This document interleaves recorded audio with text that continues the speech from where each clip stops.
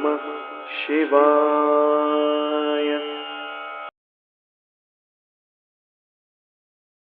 മഹാദേവന്റെ അനുഗ്രഹത്തോടെ ഇന്നത്തെ വീഡിയോ തുടങ്ങാം. ആദ്യം ഒരു ചെറിയ പ്രാർത്ഥനയിലൂടെ മനസ്സിനെ ശാന്തമാക്കാം. തുടർന്ന് മഹാദേവന്റെ ഒരു മനോഹരമായ പുരാണകഥയും പങ്കുവയ്ക്കാം. അതിനുശേഷം ഇന്നത്തെ വിഷയം വിശദമായി നോക്കാം. കണ്ണുകൾ ഒന്ന് മൃദുവായി അടയ്ക്കൂ. ഒരു ദീർഘശ്വാസം എടുക്കൂ. മഹാദേവന്റെ നാമം മനസ്സിൽ ഒരു പ്രാവശ്യം വിളിക്കൂ. ഓം നമഃ ശിവായ.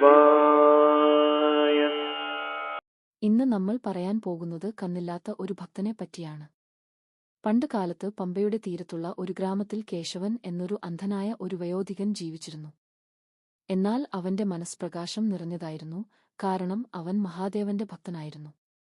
എന്നും പുലർച്ചെ ഗ്രാമത്തിലുള്ളവർ ഉറങ്ങിക്കിടക്കുമ്പോൾ അവൻ തന്റെ സന്തത സഹചാരിയായ ഒന്നുവടിയും പിടിച്ചുകൊണ്ട് കാടിനടുത്തുള്ള മഹാദേവ ക്ഷേത്രത്തിൽ പോകുമായിരുന്നു. അന്ധനായതിനാൽ അവന് ശിവലിംഗം കാണാൻ കഴിയില്ലായിരുന്നു. അവൻ അവന്റെ ഹൃദയത്തിലാണ് മഹാദേവനെ കണ്ടിരുന്നത്. അവൻ ശിവലിംഗത്തിന്റെ അടിയിൽ വിരലുകൾ സ്പർശിച്ചു പൂജിക്കുമായിരുന്നു. അതിൽ ഒരു അനന്തമായ സ്നേഹം അറിഞ്ഞിരുന്നു. എന്നാൽ ഗ്രാമക്കാർ പലപ്പോഴും കേശവനെ പരിഹസിക്കുമായിരുന്നു. കാണാൻ കഴിയാത്തവൻ എന്തിനാണ് ക്ഷേത്രത്തിലേക്ക് പോകുന്നത്?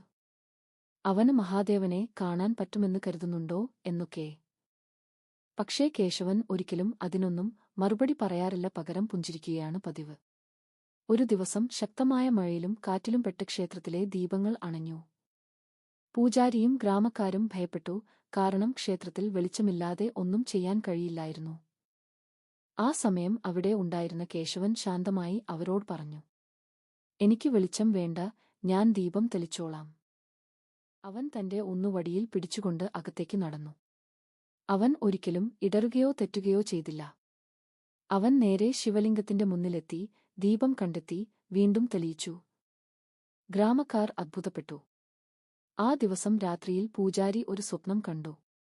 സ്വപ്നത്തിൽ മഹാദേവൻ അവനോട് പറഞ്ഞു, "കേശവൻ കണ്ണില്ലാത്തവനല്ല, അവൻ ലോകത്തെ കാണുന്നില്ല, പക്ഷേ എന്നെ കാണുന്നു. അവന്റെ ഹൃദയമാണ് അവന്റെ കണ്ണുകൾ."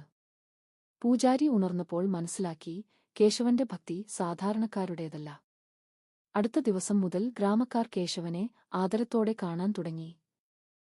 അന്നുമുതൽ കേശവൻ ക്ഷേത്രത്തിലെ ദീപം തെളിക്കുന്ന വ്യക്തിയായി മാറി.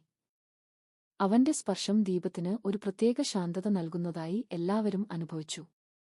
കേശവൻ പറഞ്ഞു, "മഹാദേവനെ കാണാൻ കണ്ണുകൾ വേണ്ട, അവനെ കാണാൻ ഹൃദയം മാത്രം മതി." ഭക്തി ശരീരത്തിന്റെ കഴിവുകളിൽ അല്ല, മനസ്സിന്റെ ശുദ്ധിയിൽ ആണ്.